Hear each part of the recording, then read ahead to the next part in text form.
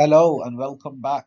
Today we are looking at a type of verbal reasoning question which is called understanding vocabulary. The word vocabulary just means words. Let's have a look at some examples. Okay, so usually for understanding vocabulary, you usually get a sentence or a short paragraph to begin with, which you need to read carefully, and then you are given a couple of statements. You need to have a look at the statements and work out which statement is correct. Okay, so let's have a look at the text. You do not need a telescope to enjoy the night sky because on a clear night, with the aid of a star map and your own eyes, you will be able to make out many constellations, which are the configurations of the stars. Okay, before we look at the statements, can you spot any words that you might want to discuss or talk about? Okay, we've got the word constellation here. Constellation, it gives us the explanation of the word constellation immediately after. It says, which are the configurations of the stars. That means that the stars come together and create a specific shape. Okay, so that's what a constellation is. A constellation of stars is a couple of stars, a few stars, which are close together and they create a specific shape. Okay, the other word I wanted to have a look at was the word aid. What does the word aid mean? Which says, with the aid of a star map. The word aid here means help. Help is a synonym for aid. If we replace the word aid with the word help, you can see with the help of a star map. I think the rest of it is quite nice and easy. Okay, so let's have a look at the statements. When we are looking at the statements, what we don't want to do is be looking for the correct statement. I know that sounds wrong because it says which statement is correct. You should say which statement is correct because only one statement is correct. Okay, so let's correct that. So which statement is correct, not which statements is correct. Okay, so we'll take the S out. Okay, and I know it's saying which statement is correct, but to figure out which statement is correct, we need to work out which statements are incorrect. It's called the process of elimination. This will help us to reduce the choices and increase our chances of getting the question correct. Okay, so let's have a look at the first statement.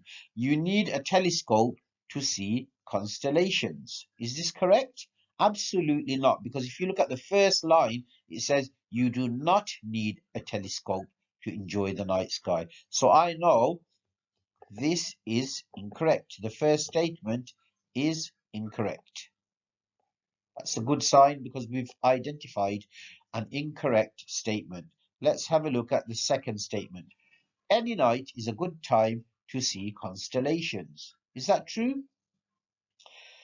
Not really, because in the second line it says it needs to be a clear night. Here, clear night. So you can see the stars on a clear night. So any night is not a good time to see constellations. It needs to be a clear night. Okay, so again, we've identified another wrong option, which is fantastic. Okay, let's have a look at the third option. Configuration is a pattern of constellations. Is that correct?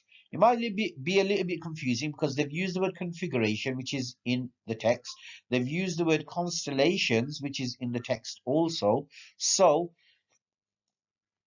what we tend to do is think, okay, that must be a correct answer because the words are there. But in fact, if you look at this, if you look at the text, what does it actually say? It says that constellations are the configurations of stars. Here it says configuration is a pattern of constellations. It's the other way around. So I know that is incorrect. So I'm going to cross that out, which leaves us with the correct answer. Let's have a look at the statement. The star map can help you find constellations. A star map can help you find constellations. Can you find the evidence in the text for that? Well done. It says here, with the aid of a star map. Remember, we talked about the word aid. Aid means help. With the help of a star map, you will be able to see stars. So that is the correct answer. Okay. So remember, when you have multiple choices, you need to find the incorrect answers and eliminate those before you start looking for the correct answer. Okay, let's have a look at the next page. Okay, what I would like you to do now is I would like you to read the text and then have a look at the statements and see if you can identify the incorrect statements before you find the correct one. So pause the video and have a read of the text and then see if you can work out which statements are incorrect so that you can identify the correct statement. The question says, how does the story continue according to the author? Okay, so pause the video now and have a go. Okay, so let's have a look at the text. What does it say? John's aching body pulsated as he pulled himself along the tunnel, hoping that he was heading for the escape route and oblivious that he was actually heading further into trouble. Are there any words that you are not sure of? Okay, yes, I can see the word pulsated. And I can also see the word oblivious. Now remember, this type of question is called understanding vocabulary, and that's the reason why they've put these words in there for you to check that you understand them. So what do you think pulsated means? John's aching body pulsated. So if your body's aching, what might your body be doing? Pulsated just means throbbing. Like when your heart beats really fast, it throbs inside your chest. Similarly, your body, if it's aching, it might be throbbing and pulsating. It's a feeling that you get in your body. Okay, what about the word oblivious? He was oblivious that he was actually heading further into trouble. The word oblivious just means he was unaware. He didn't know that he was heading further into trouble. Okay, let's have a look at the statements and let's see what you have done. First statement, John does not expect to reach the escape route. Is that true? John does not expect to reach the escape route. That's not true. That's false. Because here in the second line it says, hoping that he was heading for the escape route. So if someone is hoping that they're heading towards something, that means they expect to get there. And here it says, John does not expect to reach the escape route. So that's incorrect. Okay, let's have a look at the second statement. John finds the escape route. Does he find the escape route according to the text?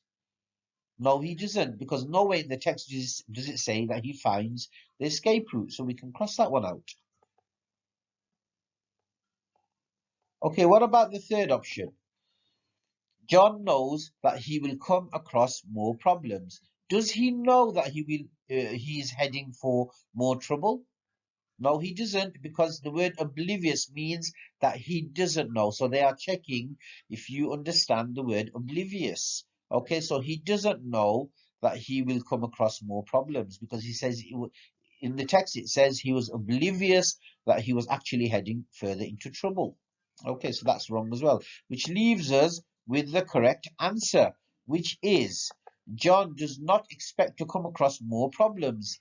This is exactly what this is telling us. He was oblivious of the problems that were ahead of him, and he was hoping that he was heading for the escape route, but he didn't know what he was getting into. So that's why this is the correct one. John does not expect to come across more problems because he was oblivious that he was heading into further trouble. He thought he was going towards the escape route and he was going to survive and escape. Okay, so I hope you got that one correct. That last option was the correct answer. Okay, keep on practicing and see you soon.